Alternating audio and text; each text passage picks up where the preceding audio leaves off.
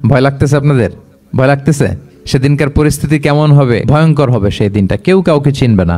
ইয়াউমা ইয়াফিরুল মারউ মিন আখিহি ওয়া উম্মিহি ওয়া আবিহি ওয়া সাহিবাতিহি ওয়া বানিহি লিকুল্লি ইমরিইম মিনহুম ইয়াউমা ইযিন শা'নু ইউগনি।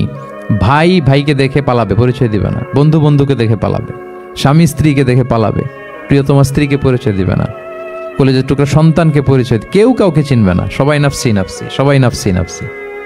কোনো পোশাক ছাড়া বস্ত্রহীন হয়ে উঠবে। আম্মা জান আয়েশা রাদিয়াল্লাহু তাআলা আনহা বিষ্ণু ইসলামকে বলবেন, ইয়া রাসূলুল্লাহ, তাহলে মানুষ কি লজ্জিত হবে না বস্ত্রহীন অবস্থায় উঠলে? তখন রাসূল সাল্লাল্লাহু আলাইহি ওয়াসাল্লাম বললেন, লিকুল্লি ইমরিইম মিনহুম ইয়াউমা ইযিন শা'নু ইউগনি। প্রত্যেকের এমন একটা ভয়ঙ্কর অবস্থা হবে যে তার গায়ে কাপড় আছে কি নাই, সে কিরকম অবস্থায় আছে এটাই সে ভুলে যাবে। মানে ওই টেন্ডেন্সিই তার থাকবে না, এত ভয়ঙ্কর হবে সেদিনটা। সাহাবাদের মধ্যে একটা ধারণা জন্মেছিল যে আমরা যদি খুব ছোট ছোট ভালো কাজ করি এইটা বোধহয় সওয়াব হবে না, বা মিজানের পাল্লা এটা তেমন একটা রেকগনাইজ করা হবে না। অথবা অনেক সাহাবাদের মধ্যে এরকম ধারণা ছিল যে আমরা খুব সামান্য সামান্য ছোট খারাপ কাজ করলে এটার হয়তো এরকম পাপ হবে না বা শাস্তি হবে না। তো ওনাদের মনে যখন এরকম একটা ধারণা তৈরি হলো, তখন আল্লাহ তাআলা এই সূরাটা নাজিল করেছেন। বিশেষ করে এই সূরার শেষের 2 আয়াত, যেখানে আল্লাহ তাআলা বলছেন, ফামান ইয়া'মাল মিসকালা যাররাতিন খায়রান ইয়ারা, যে না, তোমরা ছোট্ট ভালো করলে সেটাও দেখতে পাবা সেদিন তোমাদের আমলনামাতে। ওমান ইয়া'মাল মিসকালা যাররাতিন শাররান ইয়ারা, এবং ছোট্ট খারাপ কাজ করলে সেটাও তোমরা তোমাদের আমলনামায় দেখতে পাবে। তো সাহাবাদের এই চিন্তা, এই ধারণাটাকে ভুল প্রমাণ করবার জন্য, তারা যে ভুল ধারণা করছেন এটা বোঝাবার জন্য, জানাবার জন্যই আল্লাহ তাআলা বেসিক্যালি সূরাতুল জিলজাল তিনি নাজিল করেন। আল্লাহর হাবিব সাল্লাল্লাহু আলাইহি ওয়াসাল্লাম সূরাটাকে একটা কম্প্রিহেন্সিভ সূরা বলেছেন, জামে মানে সূরা, খুবই কম্প্রিহেন্সিভ। কম্প্রিহেন্সিভ মানে হচ্ছে ভেরি প্রিসাইজ ইন ওয়ার্ডিং, শব্দ কম, কথা কম, কিন্তু এটার আবেদন, এটার এক্সপ্লেনেশন অনেক বেশি। এরকম একটি সূরা, ছোট্ট অল্প কয়েকটি আয়াত দিয়ে সূরাটা আল্লাহ তাআলা নাজিল করেছেন, কিন্তু এটার আবেদন অনেক বেশি। এক বয়স্ক সাহাবী এসে আল্লাহর হাবিব সাল্লাল্লাহু আলাইহি ওয়াসাল্লামকে বলল, ইয়া রাসূলুল্লাহ, আপনি আমাকে কোরআনের একটা সূরা শিক্ষা দেন, কোন সূরা পড়ব? তো আল্লাহর হাবিব সাল্লাল্লাহু আলাইহি ওয়াসাল্লাম বললেন, যাওয়াতুর র, মানে আলিফ লাম র দিয়ে যে সূরাগুলো আছে এগুলো পড়ো। তো এই সাহাবী বলল, ইয়া রাসূলুল্লাহ, আমার বয়স বেশি, আমার জিহ্বা ভারী হয়ে গেছে, আমি এত বড় সূরা পারবো না, অন্য কিছু বলেন। তো আল্লাহর হাবিব সাল্লাল্লাহু আলাইহি ওয়াসাল্লাম বললেন, তাহলে যাওয়াতু হামিম, হামিম দিয়ে যে সূরাগুলো শুরু হয়েছে কোরআনে সেগুলো পড়ো। বলতেছে, ইয়া রাসূলুল্লাহ, এটাও পারবো না, আরো সহজ করে দেন। তো তখন আল্লাহর হাবিব সাল্লাল্লাহু আলাইহি ওয়াসাল্লাম বললেন, তাহলে আল মুসাব্বিহাত, মানে সাব্বাহা ইউসাব্বিহু দিয়ে যে সূরাগুলো শুরু হয়েছে তুমি এগুলো পড়ো। ওই সাহাবী বলে, এটাও কঠিন হয়ে যায় আমার জন্য। তখন আল্লাহর হাবিব সাল্লাল্লাহু আলাইহি ওয়াসাল্লাম বললেন যে, তাহলে কি চাও? বলতেছে, আমাকে একটা জামে মানে সূরা শিক্ষা দেন, মানে এমন একটা কম্প্রিহেন্সিভ সূরা শিক্ষা দেন যে এটা শিখলে আমার হেদায়েতের জন্য যথেষ্ট হয়ে যাবে। তখন আল্লাহর হাবিব সাল্লাল্লাহু আলাইহি ওয়াসাল্লাম বললেন, তাহলে তুমি পড়ো, ইযা যুলজিলাতিল আরদু জিলজালাহা ওয়া আখরাজাতিল আরদু আথকালাহা ওয়া ক্বালাল ইনসানু মা লাহা। তুমি সূরাতুল জিলজাল তেলাওয়াত করো। তখন থেকেই সাহাবী এই সূরাতুল জিলজাল তেলাওয়াত আরম্ভ করলেন। উনি বললেন যে আমি আর বেশি কিছু পড়ব, শুধু এটাই পড়ব। সাহাবাদের মধ্যে অনেকের এরকম খুব সহজ সরল মানসিকতা ছিল, তো উনি বললেন যে এটাই পড়ব। তো রাসূল সাল্লাল্লাহু আলাইহি ওয়াসাল্লাম বললেন যে কোনো সফল ব্যক্তিকে যদি কেউ দেখতে চায় তাহলে এর দিকে তাকাও, দেখো কত সহজ সরল, কত চমৎকারভাবে সে এই বার্তাটা গ্রহণ করেছে যে আমি জীবনে শুধু এটাই পড়ব। তো সূরাতুল জিলজাল হচ্ছে একটা কম্প্রিহেন্সিভ সূরা, সূরাতুন জামিআ, এটা হচ্ছে সূরার একটা ফাজিলাত, এটা আমরা জানলাম।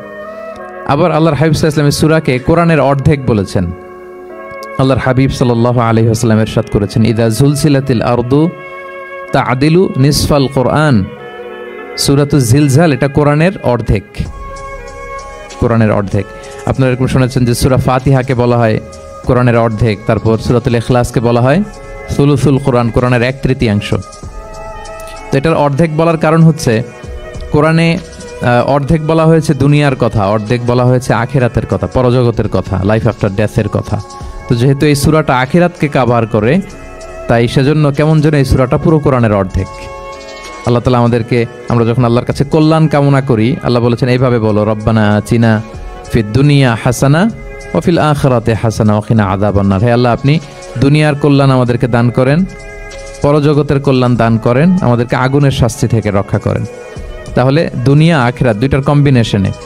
সো সূরা জিলজাল যেহেতু আখিরাতকে কভার করে, তাহলে এটা কোরআনের অর্ধেক। এটা কি কোরআনের অর্ধেক, তা'দিলু নিসফাল কোরআন।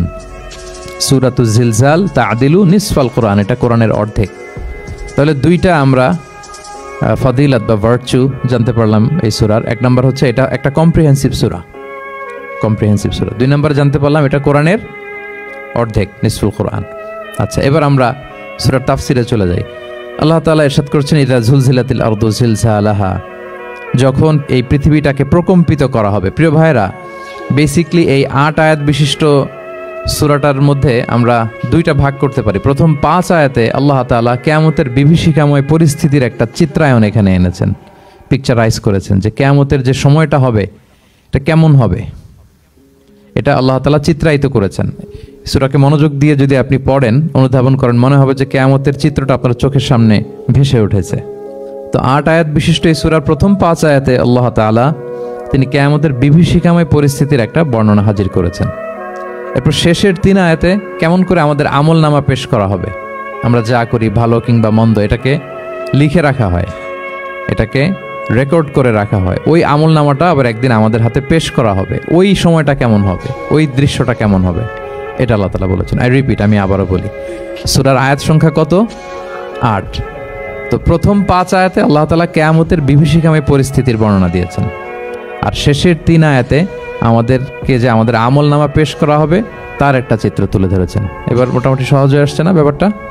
আচ্ছা, তো প্রথম 5 আয়াতে আল্লাহ তাআলা কিয়ামতের চিত্রায়িত কিভাবে কেমন করে করলেন, চিত্র হাজির করলেন। আল্লাহ বললেন যে ইযা যুলজিলাতিল আরদু জিলজালাহা, যখন পৃথিবীকে ভয়ঙ্করভাবে প্রকম্পিত করা হবে, পুরো পৃথিবীটাকে একটা ঝাঁকুনি দেয়া হবে।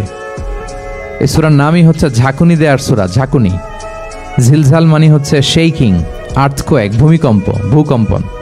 ভূমিকম্পের সাথে পরিচিত না সবাই? এক্সপিরিয়েন্স হয়েছে কারো ভূমিকম্প? নাকি ঘুমায় থাকার সময় হয়? সব সময় হয়েছে? হ্যাঁ, মাঝে মাঝে আমরা এক্সপিরিয়েন্স করি আর্থকোয়েক, ভূকম্পন। পৃথিবী কেঁপে ওঠে, এটা একটা ন্যাচারাল ফেনোমেনা। পৃথিবীর মাটির নিচে অনেক কিছু থাকে, এগুলো নড়ে চড়ে উঠলে পৃথিবীটাও কেঁপে ওঠে। নানা কারণে ভূকম্পনটা হয়। পৃথিবীর ভেতরে অনেকগুলো শিলার স্তর আছে। আমরা যেরকম মাটি দেখি, পুরো পৃথিবীটা জুড়েই কিন্তু এরকম মাটি নয়, অনেক শিলা আছে, রূপান্তরিত শিলা, পাললিক শিলা, আগ্নেয়গিরির শিলা। এই শিলাগুলোর মধ্যে ডিসপ্লেস হলে পৃথিবী কেঁপে ওঠে। আবার পৃথিবীর ভেতরে আগুন আছে, গ্যাস আছে। এই গ্যাসগুলো যখন মুভ করে তখন পৃথিবীর উপরে কেঁপে ওঠে। একটাকে হাইপোসেন্টার বলে, আরেকটাকে ইপোসেন্টার বলে। হাইপোসেন্টার মানে পৃথিবীর ভেতরের অংশটাকে বলে হাইপোসেন্টার, আর ভূপৃষ্ঠের এটাকে বলে ইপোসেন্টার। ওই হাইপোসেন্টারে যদি কোনো ঝড় হয়, উপরে এই প্রকম্পিত হয়। এটাকে আমরা ভূকম্পন বা ভূমিকম্প হিসেবে দেখি পৃথিবীতে। তো এই পৃথিবীতে অনেক বড় বড় ভূমিকম্প আমরা দেখেছি। জাপানে, আমার গত বছর একটা সফর ছিল জাপানে, তো সকাল বিকেল ভূমিকম্প হয়। এখানে তো আমরা 6 মাস 1 বছর ভূমিকম্প দেখি, ওখানে সকালে বিকেলে একটু একটু করে কাঁপতেছে। এর কারণ হচ্ছে ওইটা এমন একটা এলাকায় পড়েছে, প্যাসিফিক ফায়ার রিংস বলে, একটা প্লেটের উপর, 7টা ট্যাকটনিক প্লেটের উপর আল্লাহ তাআলা পৃথিবীকে সেট করেছেন। ওই ট্যাকটনিক প্লেটগুলো যদি একটার সাথে একটা ঘর্ষণ হয়, অনেক এনার্জি রিডিউস করে। ওইখান থেকে পৃথিবীর উপরে এরকম ভাইব্রেশন শুরু হয়, এই প্রকম্পনটা শুরু হয়। তো জাপানের বিভিন্ন সময় আমরা বড় বড় ভূমিকম্পের কথা শুনেছি। ওদের কান্টো সিটি আছে একটা, অনেক বড় ভূমিকম্প হয়েছিল 1920 সালে, লাখখানেক লোক মারা গিয়েছে। আপনাদের সুনামির কথা মনে থাকবার কথা, সুনামির কথা মনে আছে? কত সালে? 2004 সালে। এই ভূমিকম্পে পুরো একটা মহাদেশ কেঁপে উঠেছিল, দ্য এন্টায়ার এশিয়া, পুরো এশিয়াটা কেঁপে উঠেছিল। এটাকে আন্ডারসি মেগাথ্রাস্ট আর্থকোয়েক বলে। এত ভয়ঙ্কর ভূমিকম্প হয়েছে যে পুরো, মাঝে মাঝে ভূমিকম্পে তো 1-2টা দেশ আক্রান্ত হয়, এটা পুরো একটা মহাদেশ কেঁপে উঠেছিল। ওই ভূমিকম্পের কারণে ইন্দোনেশিয়াতে প্রায় 2.5 লাখ লোক মারা গিয়েছে, 2.5 লক্ষ। বান্দা আছে সুমাত্রাতে। হাইতিতে একবার একটা ভূমিকম্প হয়েছে, আর অনেক আগে, লক্ষ লক্ষ লোক মারা গিয়েছে। তো এই যে ভূকম্পন, ভূমিকম্প, এর নামে আল্লাহ তাআলা বেসিকলি এই সূরাটা দিয়েছেন। তবে পৃথিবীবাসী যেই ভূকম্পন এক্সপিরিয়েন্স করেছে, কিয়ামতের সময় যে ভূমিকম্প হবে ওটা কি ওই রকম হবে? হ্যাঁ, ওটা ভয়ঙ্কর ভূমিকম্প হবে, মারাত্মক ভূমিকম্প। আল্লাহ তাআলা বলছেন, ইয়া আইয়ুহান নাসু তাকু রাব্বাকুম ইন্না যালজালাতাস সাআতি শাইউন আযীম। হে মানুষেরা, তোমরা আল্লাহকে ভয় করো, আর তোমরা জেনে রাখো কিয়ামতের যে ভূমিকম্পটা হবে সেটা শাইউন আযীম।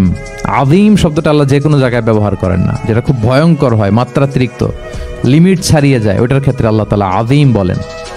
আল্লাহর হাবিব সাল্লাল্লাহু আলাইহি ওয়াসাল্লামের আচরণ, ওনার ক্যারেক্টারিস্টিক্স বলতে যে আল্লাহ শব্দ ব্যবহার করেছেন, ওয়া ইন্নাকা লা আলা খুলুকিন আযীম, নবী হে আপনি সুমহান চরিত্রের উপর প্রতিষ্ঠিত, মানে এই চরিত্রের মধ্যে দাগ ফেলতে পারে এরকম কেউ নেই। সো আযীম শব্দটা কোরআনের যত জায়গায় ব্যবহার করেছেন, আল্লাহ নিজের ক্ষেত্রে বলেছেন। সূরা